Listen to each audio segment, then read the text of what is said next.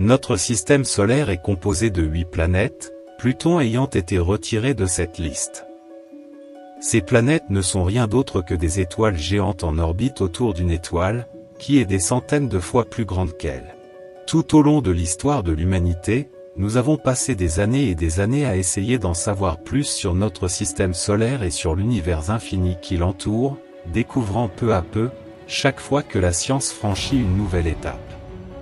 Mais dans ce monde où les rumeurs et les informations erronées sont nombreuses et où les informations correctes se contredisent, tout ce que nous pensons de notre système solaire n'est pas toujours vrai. Dans cette vidéo, nous allons découvrir des informations que tout le monde pensait être vraies, mais qui ne le sont pas, sur notre système solaire. Bienvenue dans les mystères de l'insolite.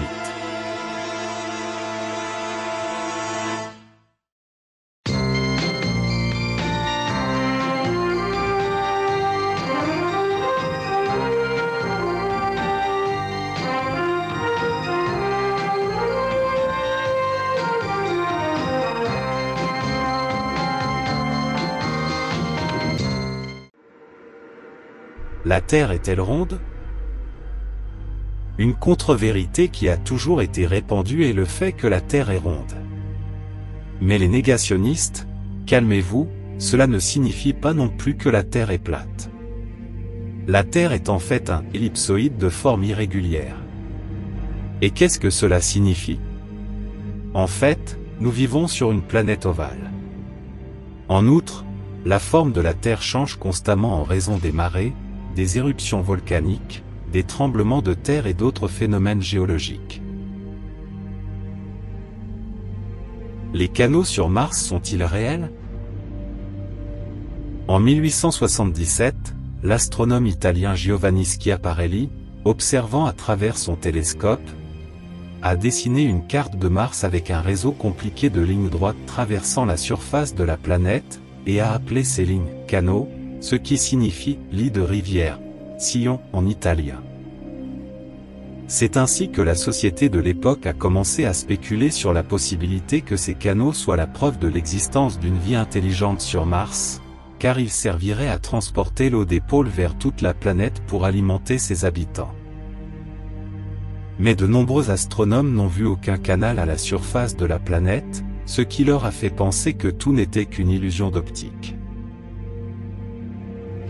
Aujourd'hui, plusieurs sondes nous ont déjà donné de nombreux détails sur la surface de la planète rouge et on n'a jamais trouvé de traces de l'existence de ces canaux.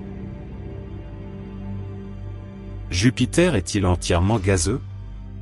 Jupiter est de loin la plus grande planète de notre système solaire. Contrairement à ce que beaucoup de gens pensent, ce n'est pas une planète solide et rocheuse, Jupiter est une planète gazeuse. Dans cette optique, de nombreuses personnes en sont venues à penser que si nous étions capables de nous y rendre, il serait possible de traverser la planète en deux avec un vaisseau spatial.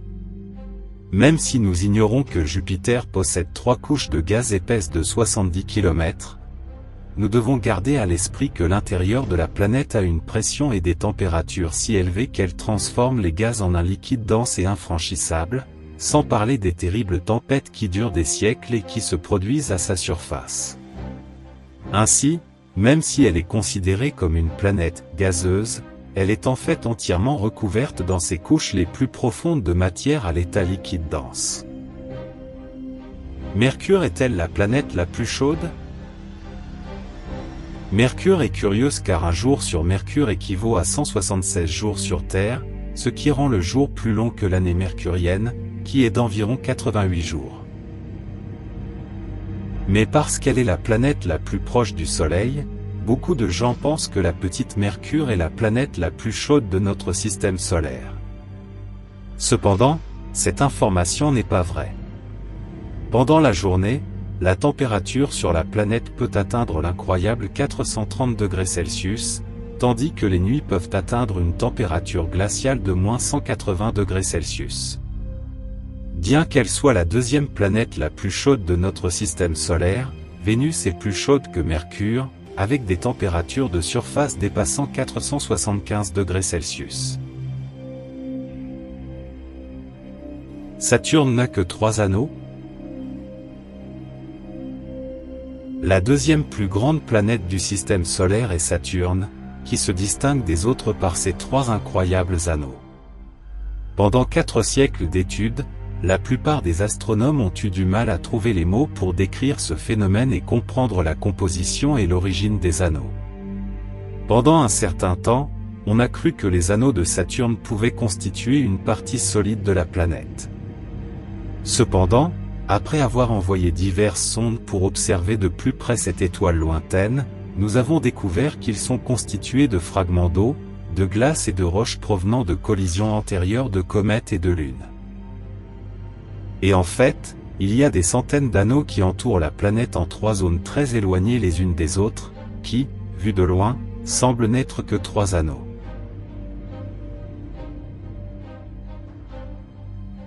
Uranus est-elle une planète qui pue? Découvert en 1781 par le chercheur William Herschel, Uranus a été nommé d'après la divinité grecque des cieux, père de tous les titans. La sonde Voyager 2 est la seule à être passée près de la planète en 1986, recueillant de nombreuses informations. C'est ainsi que nous avons découvert qu'Uranus est l'une des planètes les moins denses du système solaire, qu'elle possède 27 lunes et que son atmosphère est essentiellement composée d'hydrogène, d'hélium et de méthane, qui est le même gaz que celui libéré dans les matières fécales. Alors, Uranus sentirait-il mauvais? Des recherches indiquent toutefois que l'exposition du gaz méthane à des températures de -200 C entraîne l'élimination complète de l'odeur désagréable. Vénus est-elle une planète identique à la Terre? Vous avez probablement entendu dire que Vénus est la planète jumelle de la Terre, principalement en raison du fait que les 2 planètes ont plus ou moins la même taille, ont une surface rocheuse et également une atmosphère. Cependant, les similitudes entre la Terre et Vénus s'arrêtent là. L'air de Vénus est composé principalement de dioxyde de carbone, le même gaz que nous respirons et qui est toxique pour nous. L'atmosphère de Vénus est si dense qu'elle a créé un important effet de serre, qui fait que toute la surface de Vénus a les températures les plus élevées du système solaire, à l'exception du Soleil. Donc, la vérité est que les 2 planètes ne sont pas aussi égales que nous le pensions. Uranus et Neptune ont-ils exactement la même couleur? Après Uranus, Neptune est la 2e géante de glace dans notre système solaire. Cependant, comme ces 2 planètes sont les plus éloignées de la Terre, nous avons peu d'informations à leur sujet, en dehors de la courte visite effectuée par le Voyager 2. D'après ce qui a été découvert, cette planète possède plusieurs lunes et l'atmosphère avec les vents les plus terribles du système solaire. Pendant longtemps, on a cru qu'Uranus et Neptune avaient la même nuance de bleu. Cependant, de nouvelles études ont montré que le fait qu'Uranus soit entouré d'une couche de méthane beaucoup plus épaisse que Neptune, rend sa coloration d'un bleu plus clair que sa planète voisine. Dans cette vidéo, vous venez de découvrir des contre-vérités sur notre système solaire. Si vous connaissez d'autres histoires de ce genre, écrivez dans les commentaires. Et n'oubliez pas de donner vos impressions et vos suggestions à la chaîne, en n'oubliant jamais de donner un like et de partager cette vidéo avec vos amis. Et ne manquez pas la prochaine vidéo de la chaîne, avec une autre curiosité mystérieuse. Rendez-vous dans la prochaine vidéo des mystères de l'insolite.